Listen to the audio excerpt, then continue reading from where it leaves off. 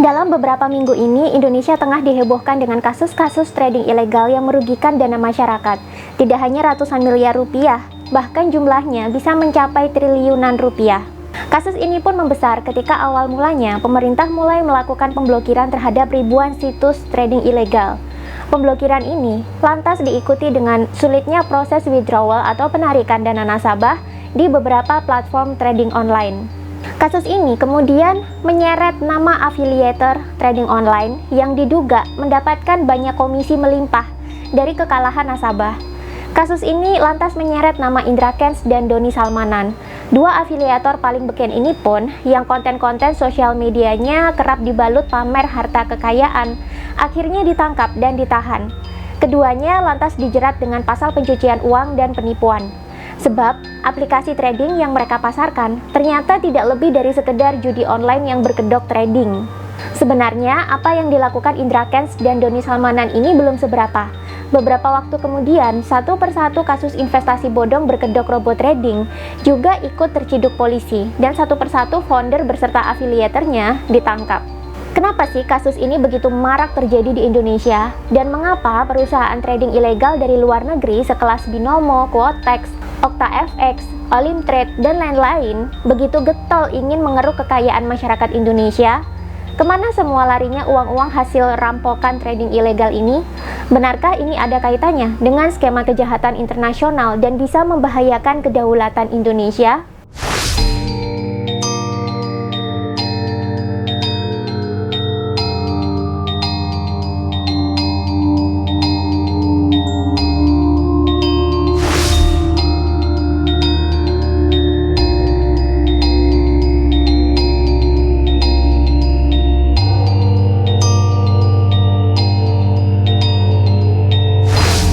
Doni Salmanan dan Indra Kents baru-baru ini telah ditahan oleh pihak berwajib menyusul banyaknya laporan terkait investasi ilegal dari Binomo dan Quotex. Indra Kents adalah afiliator dari aplikasi trading Binomo yang disebut-sebut telah merugikan nasabahnya senilai 25,6 miliar rupiah. Sedangkan Doni Salmanan adalah afiliator aplikasi trading Quotex yang belakangan diketahui memiliki saldo mencapai 500 miliar rupiah di rekeningnya. Setelah diselidiki, ternyata baik Quotex maupun Binomo bukanlah platform resmi untuk melakukan trading atau jual beli di pasar berjangka. Tapi kedua platform ini sebenarnya hanyalah platform judi yang berkedok investasi atau binary option.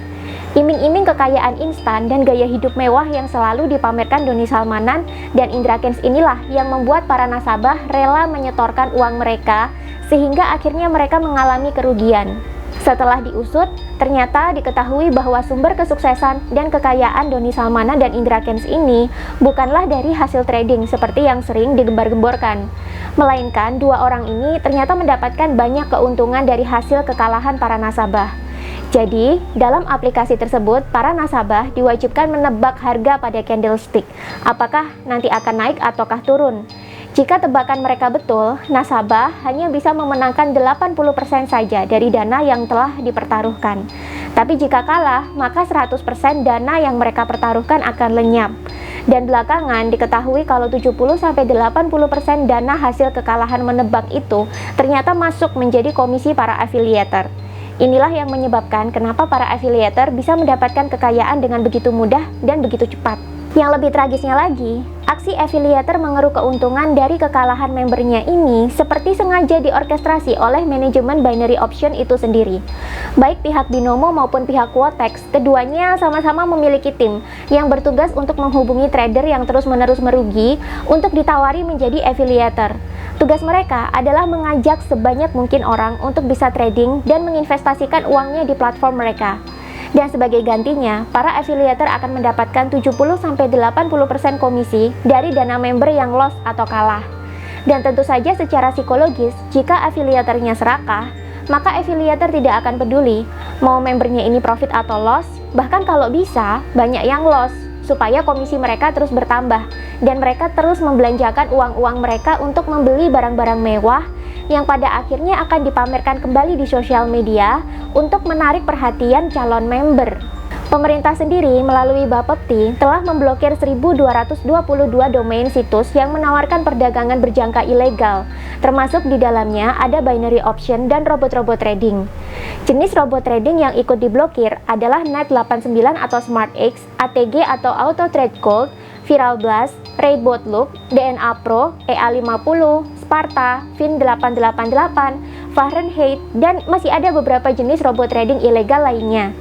Bapepti berdalih, seharusnya robot-robot trading tersebut tidak diperjualbelikan secara langsung, sebab pemerintah sendiri telah melarang penjualan komoditi berjangka dalam bentuk penjualan langsung atau MLM.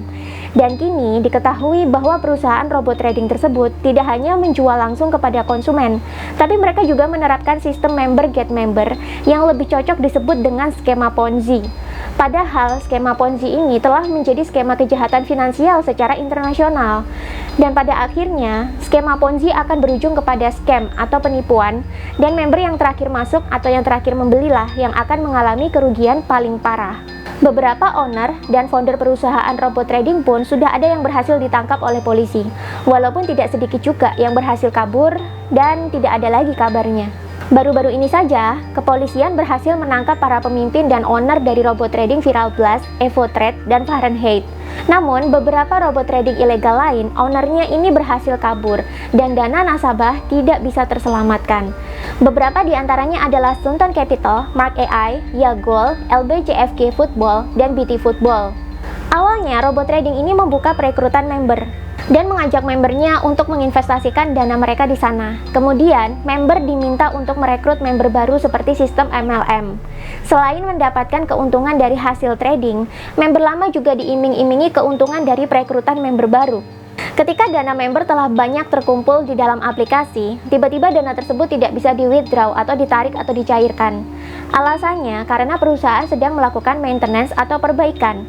Tapi kemudian owner robot trading tersebut kabur dan menghilang sambil membawa dana masyarakat. Dan tentu saja, besar kemungkinan owner-owner ini sudah lari ke luar negeri untuk mencari suaka dengan harapan mereka bisa bebas dari jeratan hukum di Indonesia, lalu memulai hidup baru di luar negeri dengan harta yang melimpah.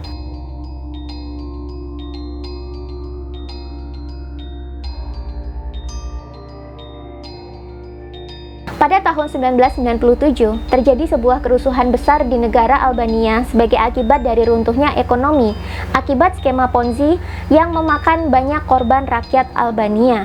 Di awal tahun 1990-an, Albania sedang hangat-hangatnya menjalankan transisi dari sistem perekonomian komando terpimpin atau sosialis menjadi sistem ekonomi pasar atau kapitalis, sehingga pihak swasta bebas masuk dan membuka investasi dan bisnis di negara tersebut. Ini lantas diikuti dengan masuknya bisnis-bisnis investasi berskema Ponzi di sana yang sukses merekrut 2/3 jumlah penduduk Albania, dan mereka pun menjadi korban. Rakyat Albania berbondong-bondong menginvestasikan uangnya dalam perusahaan Ponzi tersebut. Bahkan pejabat pemerintahnya sendiri justru ikut melegalkan bisnis-bisnis ini dan diduga juga melakukan praktek cuci uang di sana. Rakyat sendiri sampai rela menjual rumahnya untuk bisa berinvestasi dalam bisnis Ponzi tersebut, karena semuanya pada tergiur iming-iming cepat kaya dan suku bunga yang ditawarkan ini mencapai 100% per tahun. Seperti yang sudah terjadi di negara-negara lain, skema Ponzi ini pun akhirnya runtuh dan merugikan member-member yang baru bergabung. Hajdin Sedia adalah oknum investasi Ponzi pertama yang melarikan diri ke Swiss sambil membawa kabur beberapa juta dolar dari Albania. Maksude Suja Kadena adalah oknum kedua yang juga membawa kabur uang hasil investasi skema Ponzi yang ia bangun. Kemudian ada juga Yayasan Populi yang ikut menawarkan investasi dengan skema Ponzi juga. Investasi berskema Ponzi ini kemudian runtuh di bulan Januari tahun 1997. Rakyat pun panik. Kepanikan semakin memuncak ketika pemerintah ketahuan justru terlibat dalam skema investasi Ponzi ini, bahkan cuci uang di sana. Bulan Februarinya, ribuan warga Albania melakukan aksi protes setiap hari untuk menuntut ganti rugi pemerintah sebagai regulator. Rakyat Albania sangat yakin bahwa pemerintah mendapatkan keuntungan dari skema Ponzi tersebut. Protes ini juga berdampak kepada mundurnya Perdana Menteri Alexander Messi, dan Presiden Albania kemudian mengumumkan keadaan darurat. Pada awal Maret, protes terus menyebar hingga ke utara Albania yang diikuti dengan kerusuhan di mana-mana. Wilayah bagian selatan Albania akhirnya jatuh ke tangan gangster dan kerusuhan semakin tidak terkendalikan. Pemerintah pun tidak sanggup mengatasi huru-hara ini. Kondisi yang semakin tidak kondusif membuat warga asing di Albania terpaksa harus dievakuasi. Dewan Keamanan PBB kemudian mengeluarkan resolusi 1101 yang memberikan wewenang kepada 7.000 pasukan asing untuk membantu memulihkan ketertiban di Albania. Dan pada bulan April, diluncurkanlah Operasi Alba yang bertujuan untuk membantu memulihkan supremasi hukum di negara tersebut. Melihat maraknya rakyat Indonesia yang terjebak ke dalam bisnis robot trading ilegal yang berskema Ponzi ini, tentu saja akan membuat kita tersadar bahwa banyak kemiripan antara Indonesia saat ini dengan Albania dulu. Selama pandemi, bisnis investasi pasar berjangka, bisnis binary option, dan bisnis trading memakai robot marak menjaring member. Namun belakangan baru ketahuan kalau binary option itu judi dan bisnis robot trading tersebut ternyata adalah investasi bodong yang berskema Ponzi. Bedanya, pemerintah sekarang bertindak cukup cepat dalam menangkapi owner, leader, dan para affiliator. Sehingga kemarahan rakyat yang menjadi korban bisa diredam untuk sementara waktu. Dan rakyat sudah mulai mendapatkan jalan untuk menuntut hak mereka kembali. Setidaknya, ancaman kerusuhan dan demo seperti di Albania sulit untuk terjadi di sini karena pemerintah sudah bergerak cepat mengusut kasus-kasus ini.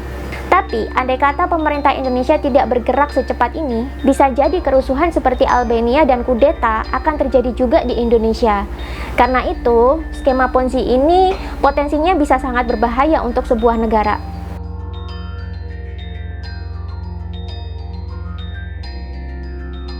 Binomo dan Quotex sebenarnya adalah jenis binary option.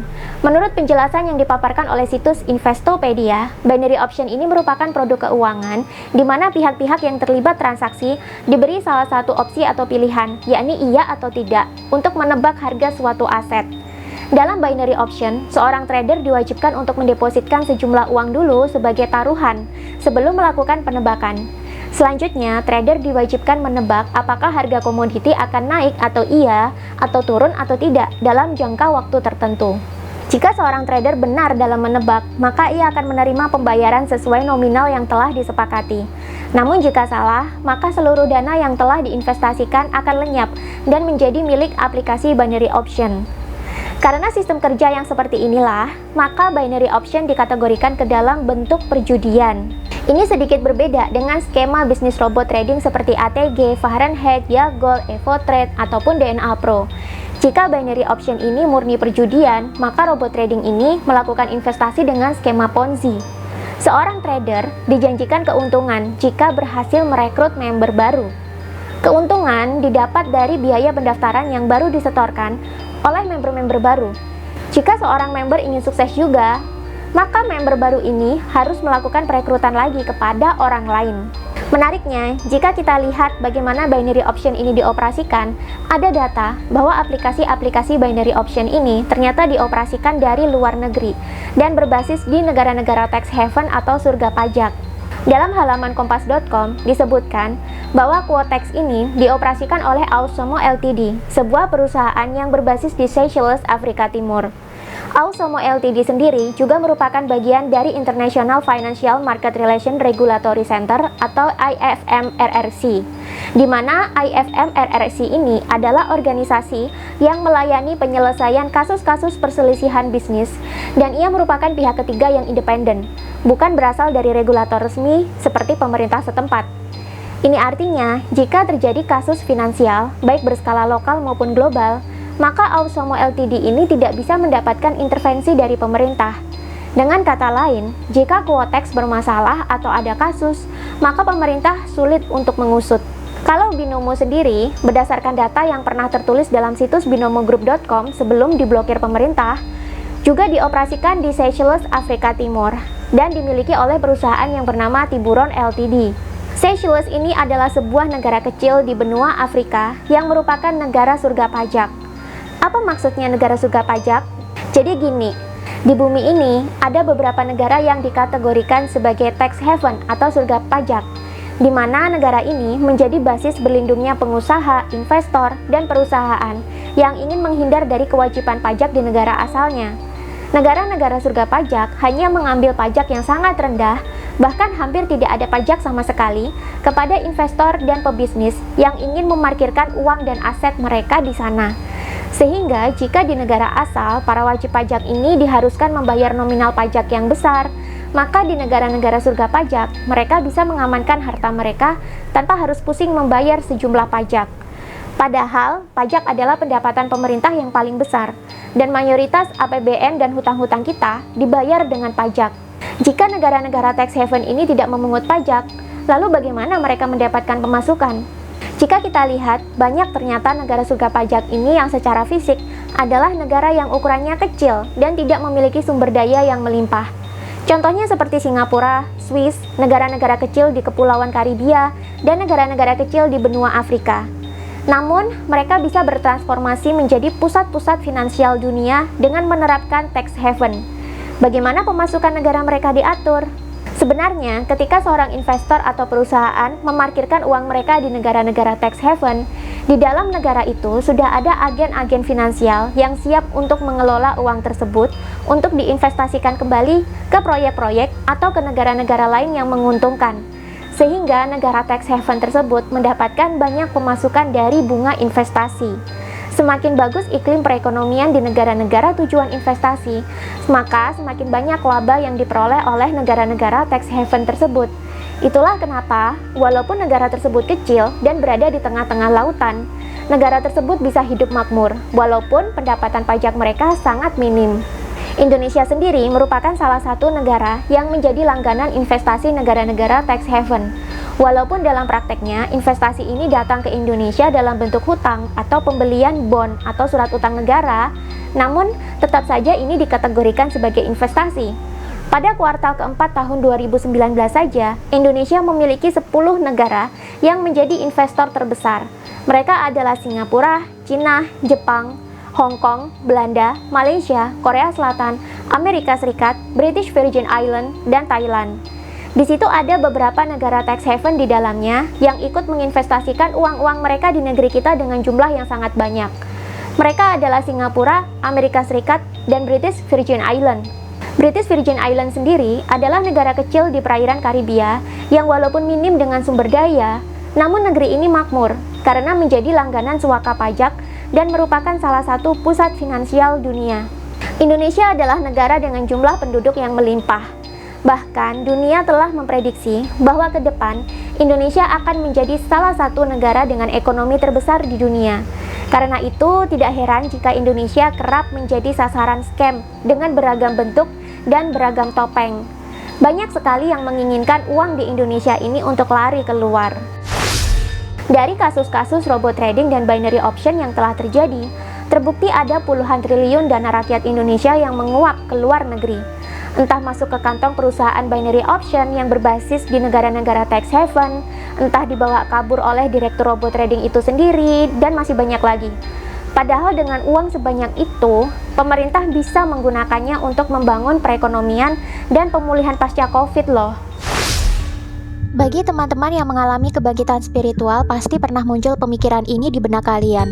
Apakah spiritual itu harus menjadi sakti? Apakah spiritual itu harus mengejar kesaktian? Ataukah spiritual itu cukup dengan kita mengasah rohani dan semakin mendekatkan diri saja dengan Sang Pencipta? Tahukah kalian kalau diri sejati kita sebenarnya jauh lebih powerful dibandingkan dengan kesaktian itu sendiri? Bagaimana bisa? Di online kelas aku nanti, aku akan membedah lebih dalam soal ini. Bagaimana kita memanfaatkan potensi diri kita sendiri untuk kesembuhan, bangkit dari keterpurukan, hidup bahagia, dan sukses meraih impian-impian kita dengan memanfaatkan potensi diri sejati kita sendiri, tanpa perlu terjebak dalam kesaktian yang ditawarkan dari luar diri. Klik tombol atau swipe up di bawah video ini atau baca deskripsi untuk info selengkapnya. Dan di online kelas nanti, kalian juga bisa mendapatkan free healing session massal dari guru aku ya. Join online kelasnya sekarang karena aku belum tentu bikin kelas online begini lagi.